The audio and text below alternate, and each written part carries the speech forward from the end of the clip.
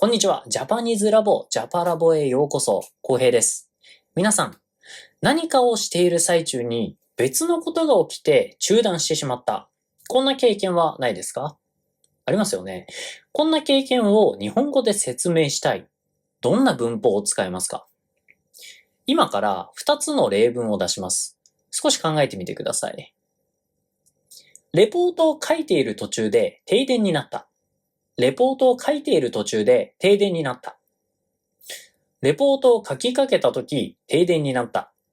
レポートを書きかけたとき、停電になった。どちらも文法的に間違いではなさそうですね。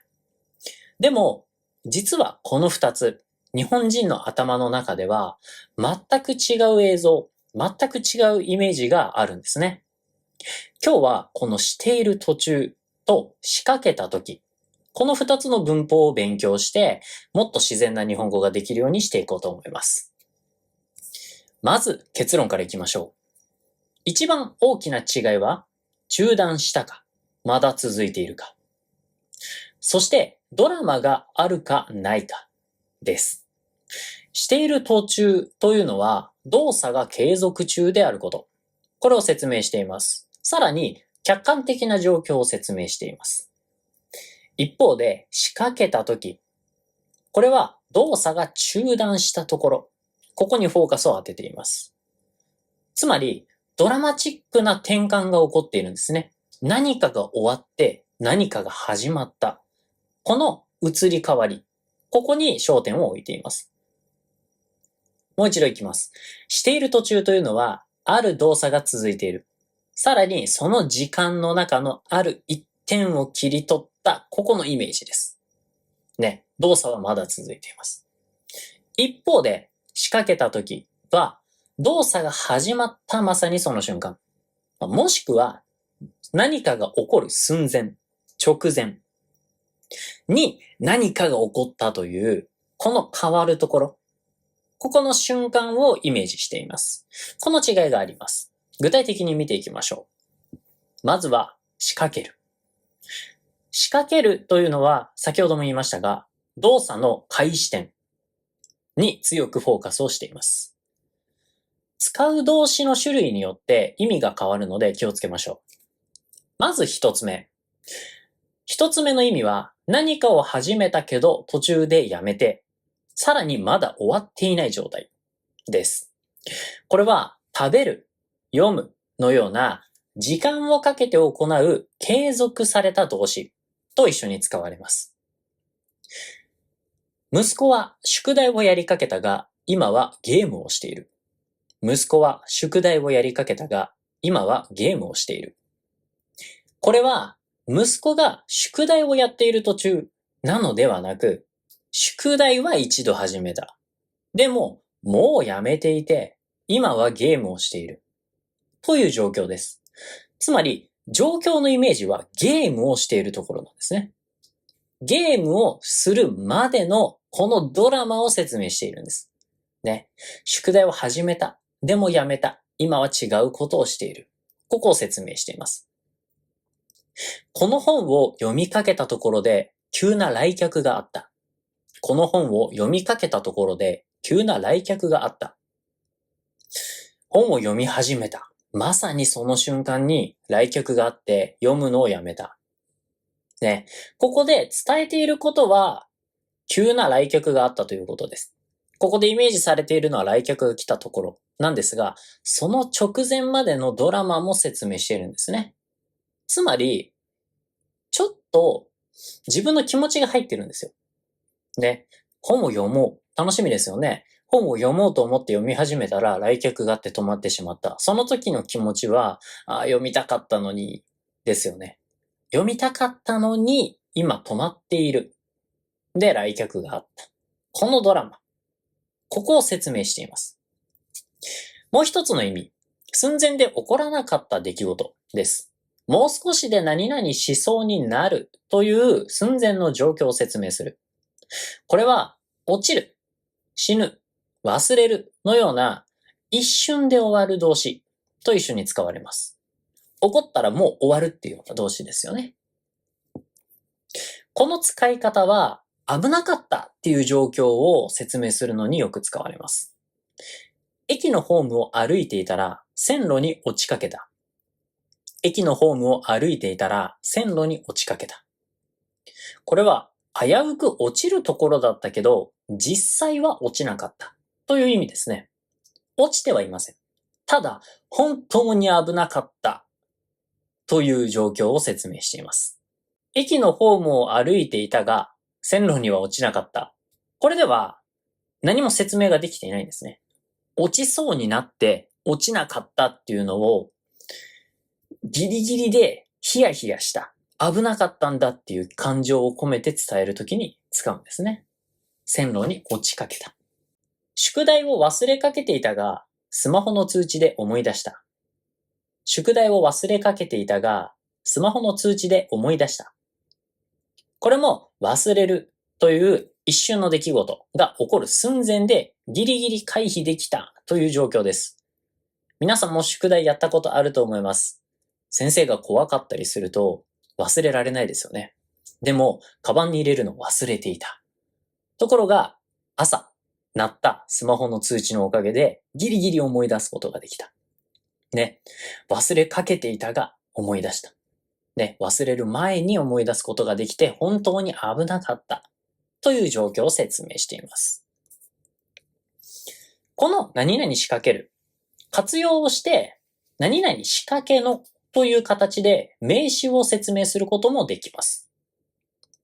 これは中途半端な状態のものを説明するときに使うものですね。この飲みかけのペットボトル、誰のですか？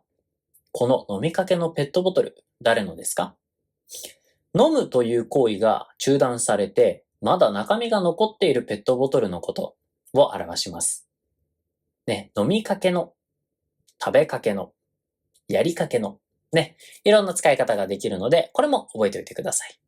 次に、している途中についてですね。仕掛けるが複雑だった一方で、している途中というのは非常にシンプルです。している途中というのは、まだ動作が進行中だよ。まだ続いているよ。というのを表しています。何かの行為、始まりと終わりの間、ね、続いている時を客観的にそのまま表現するものですね。特に中断とか寸前とか何か気持ちがあったりっていうドラマはありません。ただ、どんなタイミングだったかっていうのを説明しているだけですね。佐藤さんは今朝、通勤の途中で交通事故に遭ったそうだ。佐藤さんは今朝、通勤の途中で交通事故に遭ったそうだ。家から会社へと向かうという移動の中で事故が起きたという事実を伝えています。交通事故に遭ったタイミングが通勤をしている時だったというだけですね。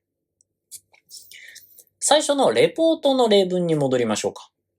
レポートを書いている途中で停電になったというのは、レポートを作成しているという時に停電が起きたというだけの客観的な説明です。特にレポートを書くのが止まったりとか、何か大変なことが起こったみたいな説明はこの文章には一切含まれていません。ただ、停電になったタイミングがどんな時だったかっていうのを説明しているだけなんですね。一方で、レポートを書きかけた時、停電になったというのは、よし、書くぞ。ね、今日でレポートを終わらせるぞ。と意気込んで始めた途端、始めた瞬間に停電が起きて、することができなくなった。中断させられた。というタイミングの悪さとか、何かをしようとしたけどできなかった。悔しい。残念だ。みたいなドラマ性を強調するのによく使われます。次によくある間違いを見ながら理解を深めていきましょう。一つ目の間違い。今やっていることに何々仕掛けるを使ってしまう。例えば、上司から電話が来ていた。ね、その説明をする。すみません。今、シャワーを浴びている途中なので出られません。すみません。今、シャワーを浴びている途中なので出られません。ね。電話に出られない理由は、今、シャワーを浴びている途中だからですよね。そのタイミングを説明しています。すみません。今、シャワーを浴びかけたので出られません。すみません。今シャワーを浴びかけたので出られません。これは浴びかけたなので、浴びようとしたけどやめたということですよね。中断をしたという意味になるので、出られないわけがないです。出られると思うので、おそらくこの言い訳をしても上司に怒られるんじゃないかなと思います。気をつけましょう。次は反対に、中断をしたということを伝えたいのに、している途中を使う。手紙を書いている途中だったが、やめて彼に電話した。手紙を書いている途中だったが、やめて彼に電話した。手紙を書きかけたが、やはり直接話したくて彼に電話した。手紙を書きかけたが、やはり直接話したくて彼に電話した。どちらも間違いではないですね。文法は OK。意味もわかる。ただ、書きかけたというのを使うだけで、書き始めたんだけど、何か違うなと思ってやめた。やっぱり直接話したいと思ったから彼に電話したっていう動作の代わり、あと自分の気持ちの移り変わり、これも伝えることができるんですね。このドラマが鮮やかに、さらに簡潔に伝わります。ただ、手紙を書いている途中だったが、やめて彼に電話したというのは、彼に電話したその前のことをただただ描写しているだけなので、特にドラマはないんですね。ここに大きな違いがあります。最後、一瞬の出来事なのに途中という言葉を使ってしまう場合。特に死ぬという言葉。これは一瞬の出来事ですよね。他にも落ちる、忘れる。これもそうです。している途中という状態はありえません。死ぬ寸前まで行ったという状況を説明したいときは必ず死にかけるを使います。一瞬の出来事が起こる直前の話、その寸前を説明したいときなので、している途中という状態を表す文法はできない。この動詞の種類と文法の種類を一致させることがすごく大切ということですね。では、最後にチェックリストを見ていきましょうか。この使い分けのチェックリストを確認することでもっとイメージが深まるかもしれません。一つ目、その動作は今まさに行われているかどうか。これ、イエスだった場合はしている途中を使ってください。動作を始めた直後に中断した。イエスだったら仕掛けたを使いましょう。この場合、動詞は食べる、読むなど時間がかかる動詞に限られます。何かがもう少しで起こりそうだった。何かがもう少しで起こりそうだった。イエスだったら仕掛けたを使いましょう。この場合の動詞は落ちる、忘れるなど一瞬で終わるものに限られます。何か中途半端な状態のものについて説明したい。何か中途半端なものの状態について説明したい。イエスだったら何々仕掛けの何々という文法を使いましょう。仕掛けるをのを使って名詞を説明することができるものです。この4つ使い分けができると、ただ単に事実を伝えるだけではなく、物事のドラマ性や自分の気持ちまで、豊かに何かを表現できるようになります。今日の宿題は、何々仕掛けるを使って、あなたが今まで経験した始めたけど中断したこと、もしくはもう少しで何々しそうになったことについて例文を作ってコメントをしてください。今日の動画が役に立った。違いがスッキリした。なるほどと思ってくれた方は、いいね、高評価、チャンネル登録をお願いします。ジャパニーズラボでは、さらに深いレベルまで、教科書よりも深いレベルの日本語、自然な日本語について教えていくものです。ぜひ友達とかにもシェアして楽しく見ていってください。それでは今日もありがとうございました。また次の動画でお会いしましょう。バイバイ。